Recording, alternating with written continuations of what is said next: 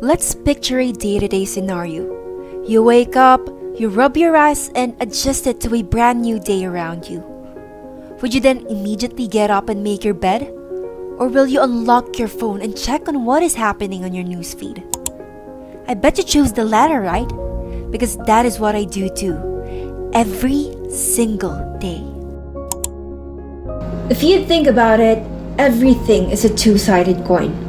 It has its positive impacts while having its worst drawbacks. The creation of gun protects yet also kill. Invention of drugs saves lives yet leads others to tragic addictions. And how can we forget good old technology? It made everyone closer yet pushed us all away. Everything is an oxymoron, and once we thought that we have innovated something revolutionary, we end up thinking that maybe this is too much. Too much guns, too much drugs, too much social media. We keep on blaming it on inanimate objects when all that is ever happening is that we are the ones who pull the trigger, the ones who take the drugs, and the ones who keep on clicking that share button. Technology never really gone too far. It is humans that step beyond the line. It is not about the object, it is who used that object. With that, we would not break technology down, but we will learn what's the anatomy of a human person in the age of information. But before we dig the insides, okay, that sounds straight from a serial killer, on human beings in the modern times, I think we should all be aware about what age of information is first. The information age, also known as the digital, computer, or new media age, is coupled strongly with the emergence of personal computers. Imagine, we began from Gutenberg's printing press until we transitioned into Enigma cipher machine, Apple I until we reached 1973 onward. This is the part wherein you'll put a finger down if you're old enough to know all that I'm going to tell you. Yahoo Messenger, MSN, Friendster, MySpace, Facebook, we reached a different level. And now popular applications such as Twitter, Twitch, Zoom, YouTube, and even dating apps such as Tinder or stranger threads such as Reddit. The sky is the limit as we have it all in one screen, one click, in a blink of an eye. The question worth asking here is, who are we now with the information that we have and the digital media prevailing all around us? Let us start with the eyes.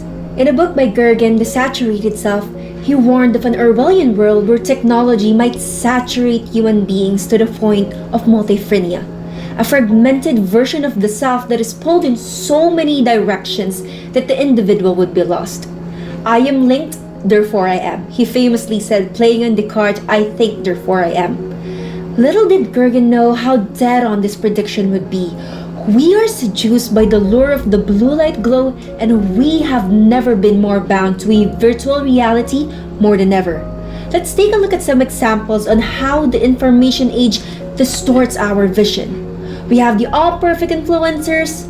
Some are tricked by so-called doctors through simple posts, and a lot are fooled by one-sided images. Now, let us proceed with the years. Technically speaking, we hear this a lot quicker now in comparison in older times. The bad part here that MIT researchers found out in 2018 that fake news was most commonly retweeted by humans than bots.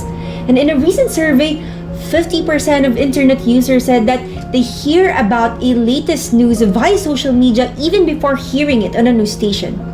I'm not trying to be a hasty generalizer here, but have you ever seen a headline, reacted but never even opened the article itself? Or have you ever felt a headache, search for it until you reach the part wherein you're convinced that you have brain cancer and you just accept your fate because, that's what the internet says. Moving on, the hands and the mouths that are interconnected more than ever. All it takes is one click to post, to buy, to send, to read, to date, to everything, right? The words that we want to say are all now translated through the swift movement of our fingers. Well, no surprise, applications are designed to be addictive. Psychologist B.F. Skinner said that social media is a variable ratio reinforcement. Simply speaking, it's like having a slot machine in your pocket. And when we pull out our phone, we're playing a slot machine to see what notifications we are going to receive.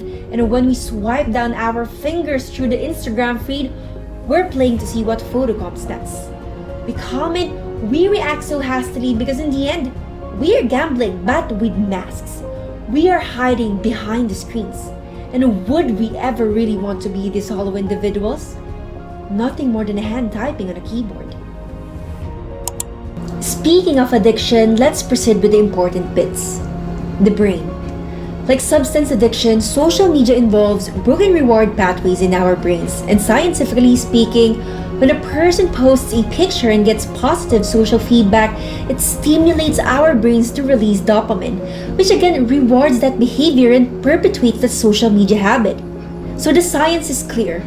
Too much social media can alter our brain chemistry, but as that happens, we have to remember that we have another vital organ, our hearts. In the end, information age is not all bad since through the other parts of our body and with our hearts, impactful waves can be made. Black Lives Matter and Love Wins elevated their causes. The Al's Ice Bucket Challenge raised awareness about disease. Families are reunited in Yolanda through Facebook. And most recently, community pantries spread everywhere because one person posted it. Information is highly contagious, and in a world where everything travels so fast, you can decide what to share.